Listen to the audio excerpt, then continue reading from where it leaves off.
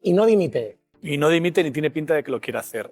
Yo creo que aquí ya no hay que dejar de hablar, hay que dejar de hablar de Mazón, porque es evidente que Mazón no quiere asumir ninguna responsabilidad, como tampoco la asumió durante el día de la Dana. Hay que hablar de Alberto Núñez Feijóo, que es quien tiene en su mano la capacidad de forzar esa dimisión, y de momento, cada vez que le preguntan por ese tema, se pone a hablar de Teresa Rivera. Y se pone a hablar de la responsabilidad de alguien que no tenía competencias, como queda muy claro en este auto, que por cierto es demoledor. Conviene leerlo, se ve muy bien en ese auto, que la jueza está tomando declaración a todas las víctimas, a los familiares, a los supervivientes, y que de todas esas testimonios lo que sale es un retrato en el que se ve muy claro hasta qué punto la Generalitat incumplió con sus responsabilidades a la hora de alertar a la población. Vemos que el final del camino del presidente de la Generalitat está cerca. Lo que es triste es que este final del camino no sea porque el Partido Popular asume la responsabilidad o el propio Alberto Núñez Feijóo le destituye. Viene de la mano de los jueces. Un presidente de la Generalitat que solo se salva de ser imputado por ser en estos momentos aforado. ¿Cuánto tardaremos en ver una vez más a un presidente de la Generalitat Valenciana sentado en el banquillo?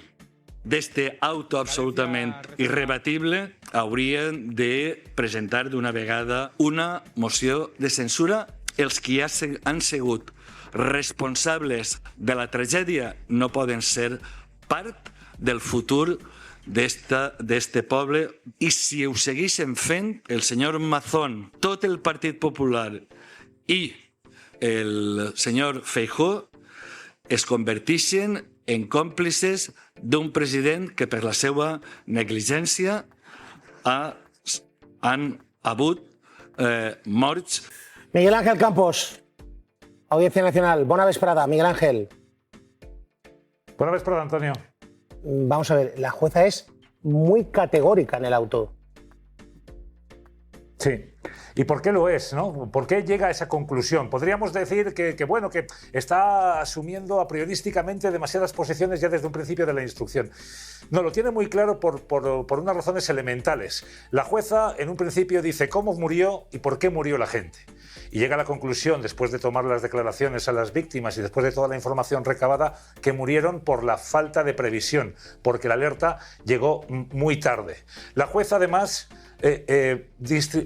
atribuye la responsabilidad a la Generalitat. ¿Por qué lo hace? Porque la jueza se estudia minuciosamente la ley, tanto la ley de protección civil como la ley de emergencias de la Generalitat Valenciana, y que establece que la responsabilidad, el mando único lo tenía la Generalitat Valenciana y era su responsabilidad la gestión de esa emergencia y alertar a la población, cosa que no hizo.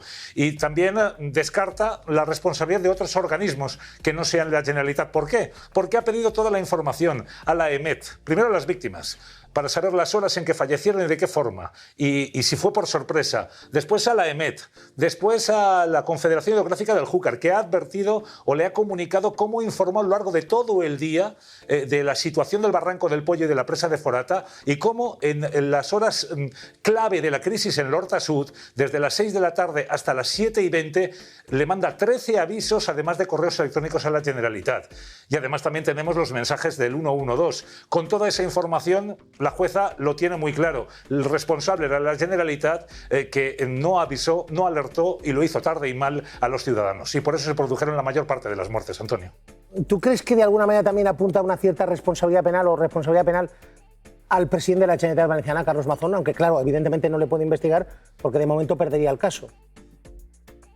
Claro, él lo está diciendo muy claramente en ese segundo auto, ¿no? Ese segundo auto en el que diversas acusaciones populares le solicitaban la declaración como testigo de Mazón, que averiguara qué había hecho durante todo el día 29, y dice, momento, este señor es aforado, yo no puedo investigarle, tampoco no le puedo citar como testigo, enseña ahí de nuevo la patita, diciendo que bueno, en cualquier caso, si tuviera que venir aquí, si tuviera que declarar, debería hacerlo en su condición de investigado.